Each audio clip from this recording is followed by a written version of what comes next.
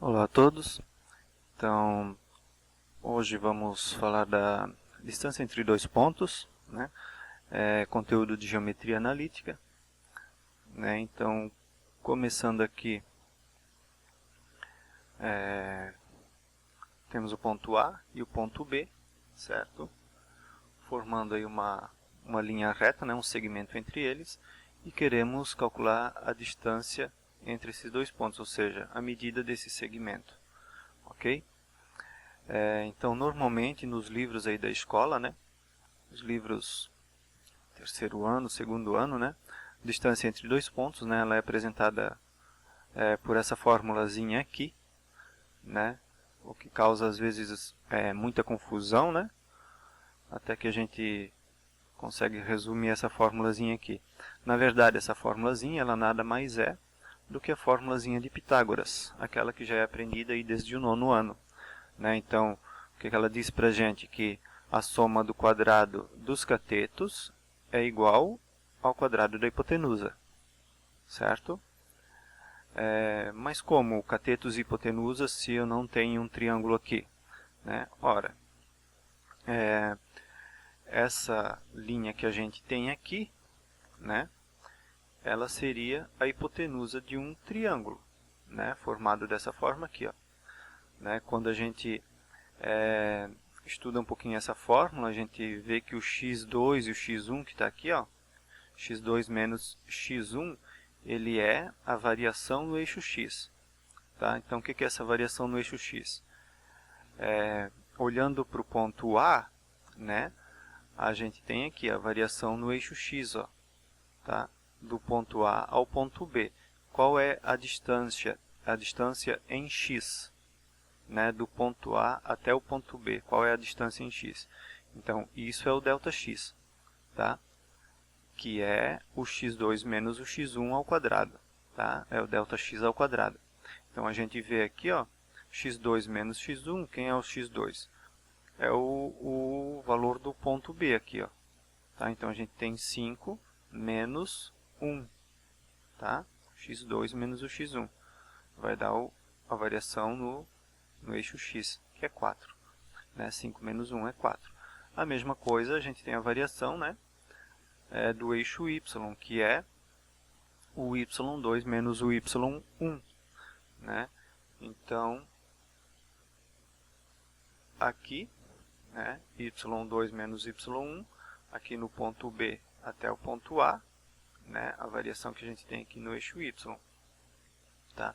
Se a gente pegar y2 sendo o 5 aqui, né, o maior valor, certo? Então, a gente tem 5 menos o 2 aqui, ó, do ponto A, certo? Então, são 3 unidades aqui a variação. Né? Agora, calculando isso aqui, fica facinho, né? É só substituir os valores, né? 4, que é a variação no eixo x, e 3, que é a variação no eixo y.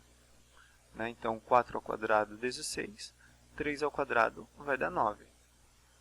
16 mais 9, 25. E a raiz de 25 é igual a 5. Portanto, a distância entre o ponto A e o ponto B, né, ou a medida do segmento formado entre eles, é de 5 unidades. Ok? Vamos ver mais um exemplo aqui. Então, dados ali mais um outro ponto A, né, e um ponto B. Tá? Queremos saber a distância entre esses dois pontos. Então, mesmo esquema de antes. Tá? Eu vou buscar a variação no eixo x e a variação no eixo y. Tá? Então, começando aqui pelo eixo x. Ó. Né? Então, eu tenho o valor do ponto A e o valor do ponto B no eixo x. Certo? Então, o ponto B é 11, o ponto A é 3. Então, se eu pegar o maior valor sendo o x2, né? Então, eu tenho 11 menos 3, que é igual a 8. Né? Portanto, 8 unidades. E é o que a gente pode contar aqui, ó, pela malha quadriculada aqui do plano cartesiano. Né? A gente tem 8 unidades aqui, ó, do ponto A até o ponto B. No eixo y, no eixo x, desculpa. Tá? A mesma coisa no eixo Y, aqui, ó, na altura, né, na vertical.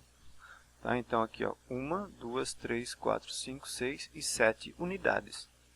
Né? Então, se a gente tomar sempre o maior valor sendo o x2, né, nesse caso o y2, então a gente tem que o y2 é o 13 e o y1 é o 6. Certo? 6. Então, 13 menos 6, lógico que vai dar 7. Né? São 7 unidades. E da mesma forma, né, a gente imagina, né, um triângulo formado aqui com essas medidas, né, onde a hipotenusa desse triângulo, né, ela seria, né, a distância entre o ponto A e o ponto B. Tá? Então, agora, da mesma forma, né, a gente substitui ΔX igual a 8 elevado ao quadrado mais o ΔY, que é o 7 elevado ao quadrado. Então, temos 64 mais 49, o que dá a raiz de 113, que é aproximadamente, né, 10,63. Portanto, a distância entre o ponto A e o ponto B, aqui do segundo exemplo, né, de aproximadamente 10,63, né, unidades aqui. Ok? Espero que tenha ficado claro esses dois exemplos. Tá?